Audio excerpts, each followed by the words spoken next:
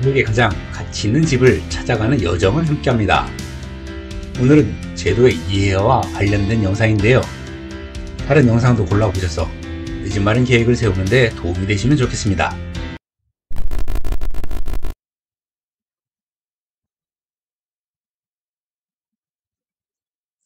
전문가도 헷갈리는 혼동하기 쉬운 청약 사례를 몇 가지 소개한 영상을 올린 적이 있습니다. 해당 영상에서도 언급한 바가 있는데요. 청약 제도는 너무 헷갈립니다. 그래서 국토부와 한국부동산원에서 매년 바뀐 제도에 맞는 FAQ와 청약 제도 소개를 서적으로 발간한다는 얘기도 했습니다.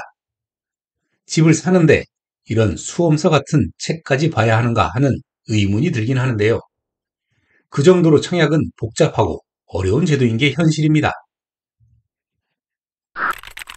그런 이유로 생각보다 많은 부적격 당첨자가 발생을 합니다. 그래서 오늘은 분양 실무자들이 뽑는 가장 흔한 부적격 사유 5가지를 알아보려고 합니다. 통계적인 의미가 있는 것은 아니고요. 업계에서 실무를 하시는 분들과 인터뷰를 통해서 대략적으로 정리한 내용이니 감안하시고 참고하는 정도로 봐주시면 좋겠습니다.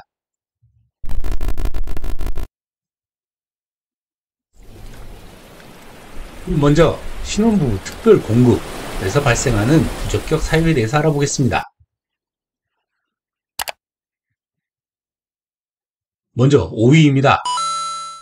유형별 특공 당첨 이력에 대해서 부적격이 많이 발생을 합니다. 특별공급은 모든 유형을 통틀어 세대당 1회만 기회가 있는 것이 원칙인데요. 특별공급 당첨 이력을 특별공급 유형별로 따로 산정하는 것으로 잘못 이해하는 경우입니다. 예를 들어 기관 추천 당첨 이력이 있는데 계약을 포기한 이후에 신혼특공으로 청약이 가능하다고 생각하고 청약한 경우 등입니다. 많지는 않지만 그럼에도 불구하고 심심찮게 발생한다는군요. 다음 4위입니다. 4위는 임신으로 5인입니다. 태아도 자녀 수로 포함해서 신청을 했는데 임신 증명서를 제출하지 못하는 경우입니다. 이해도 안 되고 이유는 분명치 않지만 이런 경우가 꽤나 있답니다. 허위로 낼 수 있다고 생각해서 신청 먼저 한 것인지 임신인 줄 실제로 알았는데 실제 아닌 건지는 확인하기 어렵지만 결과적으로 신청 시 자녀 수에 태아를 포함해서 신청을 했는데 자료 제출을 못하는 경우입니다. 다음 3위입니다. 소득 단계 5인입니다. 예를 들어서 소득 3단계로 신청을 했는데 실제로는 4단계인 경우 또는 소득이 아예 초과하는 경우 등입니다. 물론 단순히 계산 착오인 경우도 있고 이유는 다양하지만요. 배우자의 소득이 서로 완전히 공유되지 않아서 생기는 경우도 있습니다. 이런 경우는 부부간의 신뢰에 이상이 생길 수도 있는 문제라 조금 민감한 사례입니다. 다음 2위입니다. 무주택자로 5인입니다. 많은 경우가 이전까지는 몰랐는데 배우자 명의로 집이 있는 경우입니다. 본가 또는 처가에서 명의를 아들 또는 딸 이름으로 바꾸는 있지만 사위 또는 며느리에게 알리지 않은 경우로 배우자는 당연히 무주택 세대로 알고 청약을 했는데 유주택자로 판정이 나는 경우도 있다고 합니다. 설마 당첨될까 해서 주택을 소유한 쪽에서 알리지 않았는데 막상 당첨돼서 전산 검색이 되니 부부관계에 오히려 악재가 될 수도 있겠네요. 마지막으로 가장 많은 경우입니다. 혼인신고 미신고입니다. 가장 많은 경우인데요. 혼인신고를 하지 않고 사실혼으로 사는 경우, 모집공고일 이후에 혼인신고를 하는 경우, 청첩장만 들고 오는 경우, 예비 신혼부부도 가능하다고 잘못 아는 경우 등등 무척 다양한데요. 무엇보다도 공공주택에서는 예비 신혼부부도 자격이 되는 것을 민영주택에서도 가능하다고 잘못 이해하는 경우가 상당수 있습니다.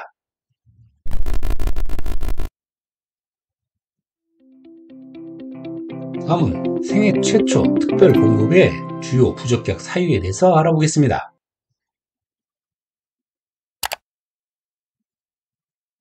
문제 5위입니다. 소득세 납부 이력입니다. 5개년 이상의 소득세 납부 이력이 있어야 하고요.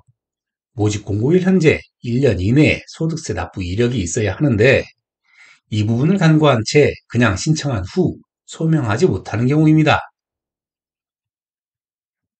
다음 4위입니다. 주택 소유 예외 규정의 부동산 가액입니다. 무슨 얘기냐면 주택 소유 예외 규정으로 무주택으로 간주되어 청약은 할 수 있는데 부동산 자산 합계에는 합산이 되는 점을 간과한 경우입니다. 소득 5단계의 경우 소유 부동산의 자산도 청약 조건에 들어가게 되는데요. 이때 주택 소유 예외 규정의 주택은 무주택으로는 인정받지만 자산가액에는 합산되어 총 자산 합산액이 3억 3,100만 원을 초과하게 되면 부적격이기 때문입니다. 예를 들어 상속주택의 지분은 부적격 통보를 받은 후 3개월 이내에 처분 조건으로 무주택 지위는 인정받을 수 있지만 상속 지분 가액이 3억 3,100만 원을 초과하면 소득 5단계 신청 자격에 부적격으로 판정이 나는 사례입니다. 다음 3위입니다. 60세 미만의 직계 존속, 주택 소유인 경우입니다.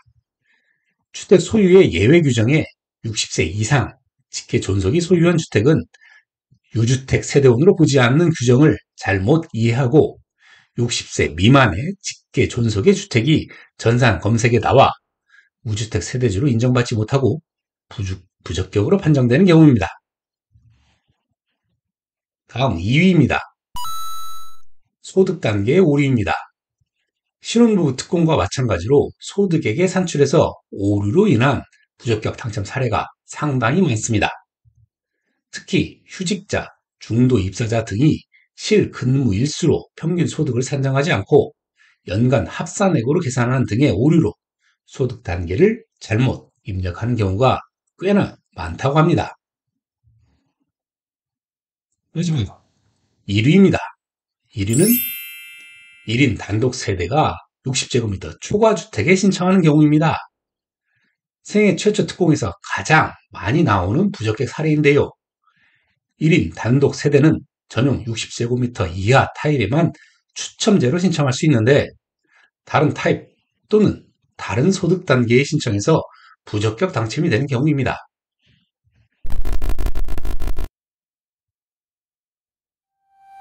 다음 일반 공급의 가점제에서 흔히 나오는 부적격 사례에 대해서 알아봅시다.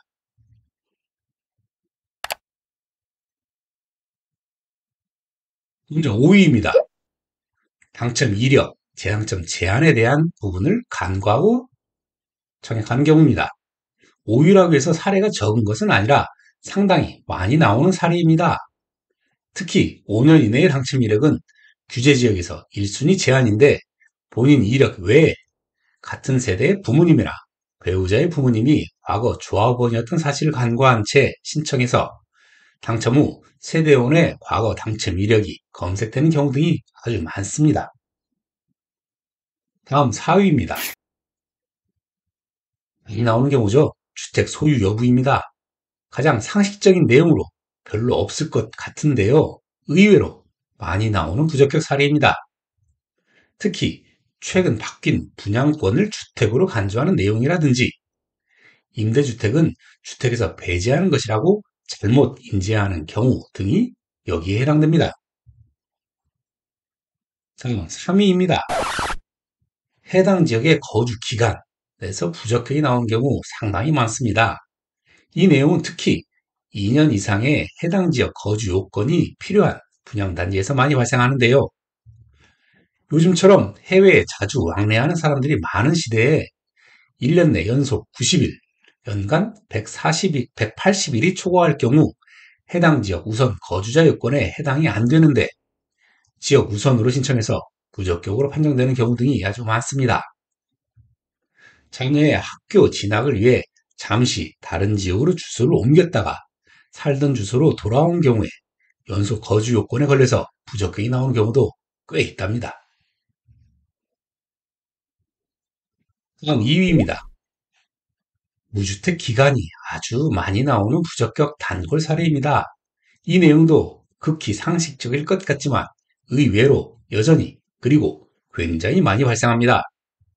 가장 흔한 경우가 본인 나이가 35세인데 평생 무주택이었기 때문에 무주택 기간을 만점으로 체크하는 경우가 가장 많습니다.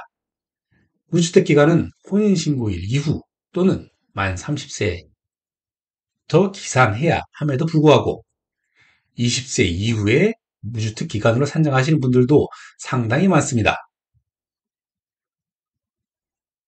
대망의 1위는 부양가족 수에서 나오는 오류입니다. 규제지역, 비규제지역을 망라하고 가장 많이 발생하는 부적격 사례입니다. 본인을 포함해서 산정하는 경우, 그리고 생활비도 대주고 건강보험에 부양가족으로 등재되어 있는 지방에 사시는 부모님을 부양가족으로 산정하는 경우, 유주택인 60세 이상 직계존속의 주택은 소유하지 않은 것으로 보지만 이 경우 부양가족 수에는 산정할 수 없음에도 불구하고 포함해서 신청하는 경우 등입니다. 오늘 준비한 영상은 여기까지고요. 구독자분들을 위해 항상 더 고민하고 더 나은 영상으로 또 찾아뵙겠습니다. 감사합니다.